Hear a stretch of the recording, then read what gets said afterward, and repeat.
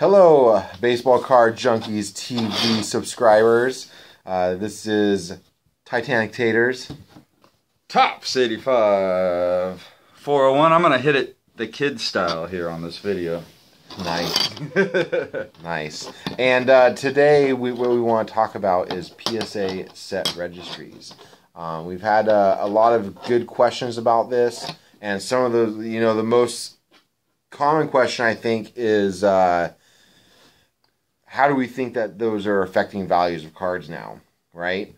So basically what I've seen personally in the PSA set registries is mainly with like the key rookie cards in the 2000s, like modern cards 2010 and onward, and then the key rookies of the 1980s and 70s. Well, I think what you mean by like from 2010 onwards, or the Topps update series. Yeah, the Topps updates, and baseball cards in particular, man. Yeah. Some of like that Trout update, the Kershaw update, the Harper update, which went from a $15 card that you could get, like a $15 book value that you could buy on eBay for $5 to $7, to now it's selling on eBay for $40 to $60. Yeah. Ridiculous. And then it had the Stanton, the 2010 Topps update Stanton is having the exact same effect. Yeah. It went from a $3 card and now it's $15 to $25. Yep. On eBay. So it's just very interesting how that sparked this like demand for these cards, because they've picked them as their key rookie cards. Yeah, yeah, and I think a lot of times, like, the companies will pick the update series as the key rookie card because Topps, just the basic Topps, is the flagship product from Topps. Mm-hmm. And maybe because collectors are, like, trying to be traditional, you know, you go back through all the years, like, every rookie card of any key player, you want to get just, like, their most basic Topps is always, like, kind of the flagship rookie card, mm-hmm. you could say. That kind of changed in the 80s and 90s with the different brand options for a while there, but yeah. Topps, their basic rookie card does seem to be the most sought after, just because Topps is just so well branded within the collecting community. Yeah. Well, this is the only licensed brand. Well, currently, yeah, but it hasn't always been that way.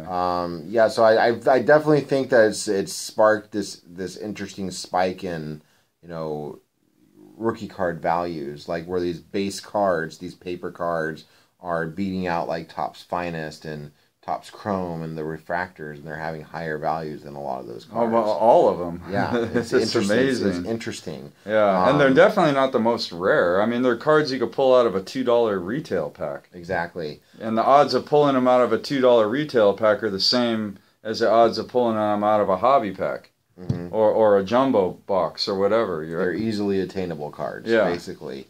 And then there's also the cards where I think it's actually the most interesting is when you look at the 300 greatest cards of the 20th century. There are some interesting cards people are forking their money down for, yeah. and the only reason why they're looking for those cards is because they're in the 300 greatest cards of the 20th century.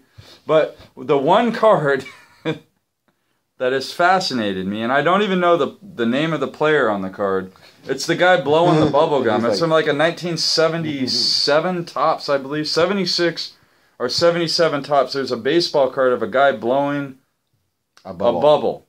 And for some reason, I don't know why, but Mike Payne decided that he wanted to put that in his book. And I know for a fact when Mike Payne was writing the book, he had zero idea that the cards that he happened to put in his book were going to become like very sought after collectible cards. But I can think of a lot of cards in the 20th century that were a lot more ass kicker than a freaking bubblegum. You know, like a guy blowing a bubble. I think it's just a campiness maybe, and the kind of like it's such a different. Yeah. It's almost like when Mike Payne wrote that book, he wasn't necessarily looking for the 300 greatest cards. He was looking for the 300 greatest cards, but in addition to that, he was looking for maybe cards that fit a certain category. Yes. While still trying to fit it within the 300 greatest cards. Because there are a few cards in that set registry that the only reason why people are buying it is because they're in that book, but they're not necessarily great cards. Yeah. But yeah, that to me, I guess that's the set registry effect or the PSA effect, and people are forking over big cash for cards that really have no value or not really any collectability. Yeah, or no collectability prior to that. Right? Yeah. And then also there's been this real push in the 1980s. You see a lot of these. There's definitely a premium on the high grade 80s stuff, man. 9 and 10. Yeah. Like what we were talking in another video recently, actually just our live video. Yeah. Where I've been watching these two PSA 9 1985 Topps Tiffany Mark McGuire cards. They're already at $203 or $230, $238 on bids, and they literally still have 4 days left. That's a lot of money. Yeah, that's a high grade 80s example for that card. I had a PSA 9 I bought 2.5 years ago, maybe 3 years ago. I paid $100 for it. PSA 9. You made a good choice, my friend. So, if I had another one, it'd be on eBay right now. That's for sure. That would probably be in my collection, actually. I'd buy it off you. Maybe. We'll see about that. But yeah, the set registry is pretty fascinating. Yeah, definitely is. I'm sorry, I'm just going to get you. And I think PSA, I mean, like I've noticed that like cards that are graded like a BGS 9.5 compared to a PSA 10, the PSA 10s are going to hold a premium value now about 25% higher than the BGS 9.5. I think there's a bunch of different reasons for that, but probably the biggest contributing reason is it's the branding. I think people are starting to like get branded with PSA. I think PSA has kind of emerged after it's been a really long process. I think BGS came out around year 2000 or something like that. So PSA has had the competition of PSA for the last 17 years, or BGS, and PSA is now emerging as the slab to get for rookie cards and set registries. So maybe not so much for the thicker relic and the modern stuff from like the last 5 years, but definitely for all the key, like the real true key cards for collections people are gonna want slabbed in a PSA slab. Yeah, BGS kind of diluted themselves, I think. Yeah, I think there's a lot of consumer confidence that has dropped with BGS as well. I think that's part of it. Yeah, I mean, like I was talking with my buddy Ben the other day, and they're grading like a lot of you single player collectors that have players that played in the 90s are probably familiar with like the backdoor cards from like all the bankruptcies in the 90s with like Fleer and Donruss, and then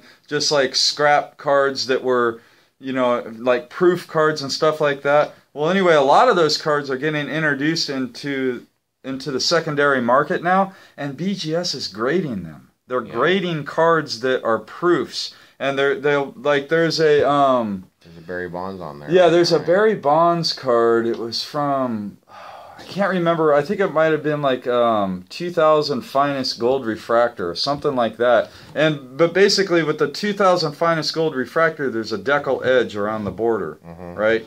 And so what BGS is doing is they're saying non-die cut variation, but really it should say employee snuck out of the back door variation. It's like. It's just like why is BGS grading these things? They're not even pack pulled cards. These are like cards that were never supposed to be introduced into the public, and BGS has to know this too. They have like Beckett has all the information on all the cards, so they know the cards that were produced and inserted in packs compared to cards that were never intended to even be sold out in the secondary market. So PSA is making a great spot for themselves in the marketplace. They're brilliant. They man. know they what are they're brilliant. doing. And I think those PSA set registries are, they're already huge, getting huge in the hobby, and as it progresses and more get built up, it's going to be very interesting to see what they do to card values in the hobby. Yeah, and I got to tip my hat to PSA. They've done a great job. I'm not particularly a graded card guy. I mean, I was talking with Eric the other day. I have a lot of graded cards in my collection, but that's because I happen to buy them graded. I don't like. You don't seek. I don't. After them. Yeah. Well, I don't seek them out, and I certainly don't send cards in for grading. But I think that PSA does have an important and a very important part of the hobby, and it's introducing a lot of different types of collectors into the hobby. So so it's definitely good and healthy for the hobby. And not everyone has to collect graded cards. I'm not saying you should. I'm just saying that it's interesting what kind of effect they've had on the hobby. It also has that competition aspect to it. Yeah, if you're doing a set registry, you're always striving to be the top dog or to move up in the ranking or whatever the case may be. Yeah, it's and that's interesting too, because I kind of feel like Nate and I kind of like look at it like it's not really a competition, like whose collection is better, whose collection is more valuable. Like it's more just like the love of wanting to collect and have fun doing it. So it's interesting that PSA has kind of created this like competition for who's got the best collection. It's human nature to be competitive. It's true. So, and PSA I'm a competitive guy. We're both salespeople, so we're both competitive people. Yeah, like when we're playing, we played horse one time, and it was a pretty competitive game. But but yeah, I mean, we've done wiffle ball and stuff like that. Yeah. And so yeah, I mean, sports people are competitive, and PSA definitely they recognized locked onto that and were like, we can do something with this, right? Yeah. So anyway, that's kind of, I guess, our point of views and what we think about the PSA set registries. So you know, obviously there's some guys out there, Ray from Philly, and a couple other guys that are really into them. They're the authority on them. Yeah, they have a lot more knowledge about it, and definitely, guys, if you want to pick somebody's brain, that's who you should be contacting for sure. Yep. But that's our opinions. Yep. So anyways, guys. Why not, right? What else are we going to do with our opinions? Yep. All right. Well, you know what we say. Happy collecting. Happy collecting.